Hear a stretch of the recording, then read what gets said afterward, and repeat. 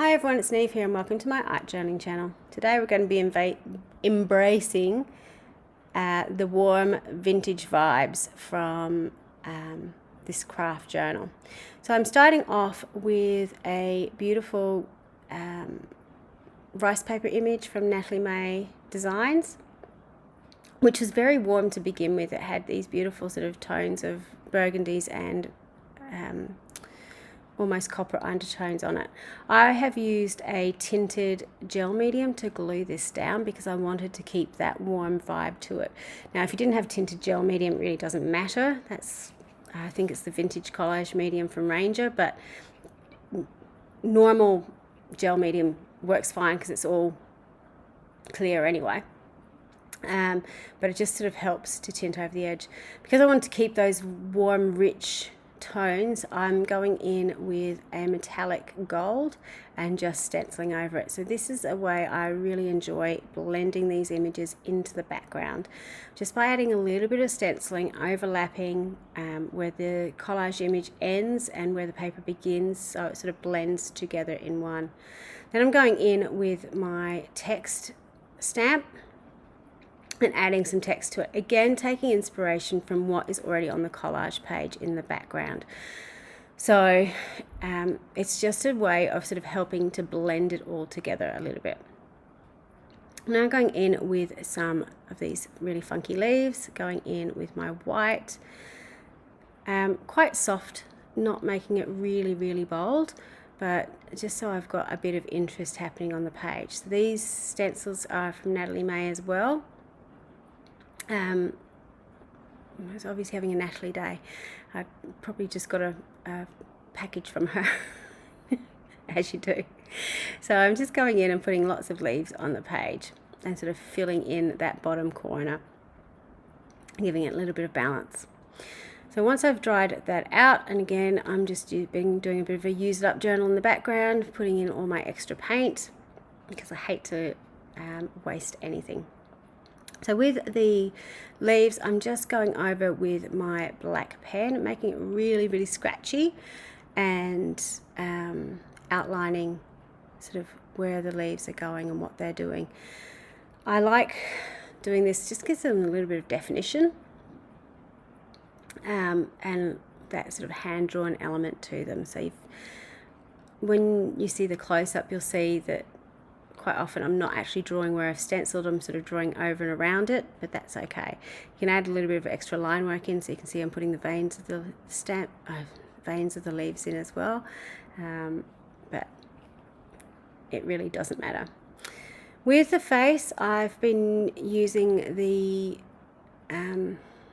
Distress watercolor pencils to add some color to it. Again, I'm taking most of the color from the base, from the craft paper underneath, so I'm just adding sort of some of those shadowy tones using sort of the warm honeys and the orangey reds, and obviously a bit of blue for the shadows. I'm trying to be as minimal as possible. I didn't want to put too much color in. I wanted to retain sort of that vintage look. So for a change, I was trying to be very restrained with what I was doing.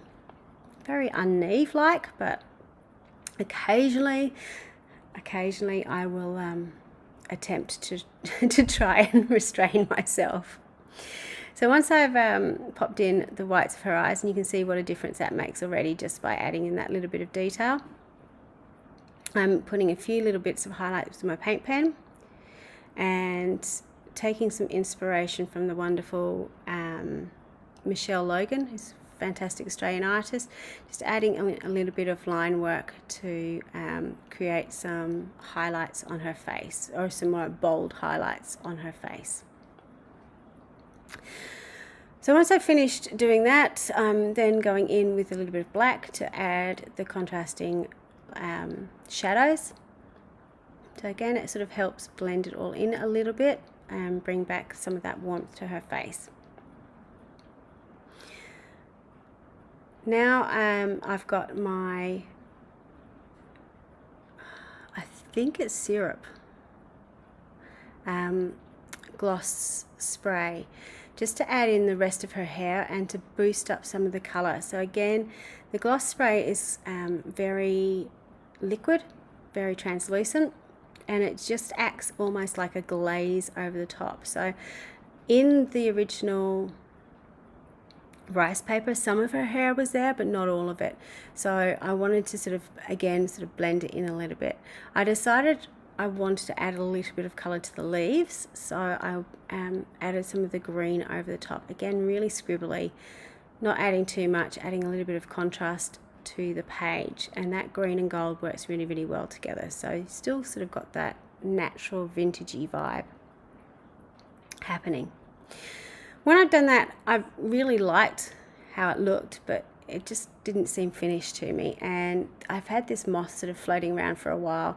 It's one of the Tim Holtz Ideology transparencies, so I decided to glue that over her eye, which, you know, I'd done all that line work around her eye, but that's okay. Things change, so I'm quite happy sometimes to do something, then just stick something plain over the top of it. You know, what it needs is what it needs. I'm going in with my Stabilo oil pencil now to add a little bit more darkness to my page. I did find, which I was really pleased about, that the Stabilo oil pencil will work beautifully over the top of transparencies. So it's an all-purpose pencil. It will actually go over glass and all sorts. So it's a really useful thing to have in your kit. I then, as I had my little ideology box out, came across the flashcards that Tim released a year ago,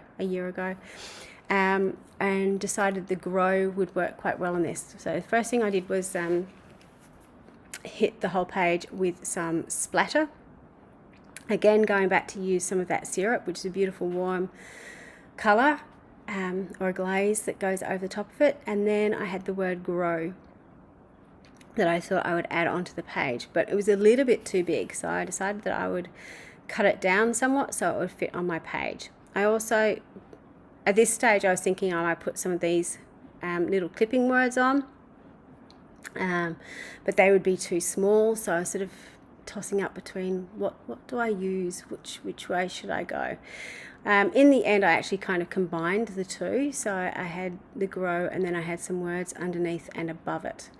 But I decided I wanted to cut off the rest of the excess card, because that just didn't look right on the page. It was too big.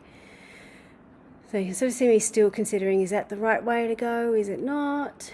Should I change it? What am I going to do?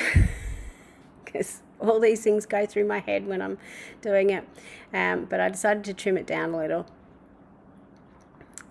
And then I got out my blending tool after I had a little bit of disaster and everything fell down on top of my my work. So I had to put it all away first. Then I'm going to just vintage up the edges. So just using the vintage walnut and then a little bit of black around the edges as well, just to sort of blend it into the page, and you can sort of see how that works. Those cards are obviously double-sided, as you just saw, but it kind of works. So you can see the detail I've put into the moth there. You can see that line work, how it all sort of ties together and gives you those warm vintage vibes. So have a go. It's a style that I really love. I like to do it occasionally without having my rainbow vomit like I usually have, and it just brings me joy. So I hope you enjoyed watching this. Until next time, bye for now.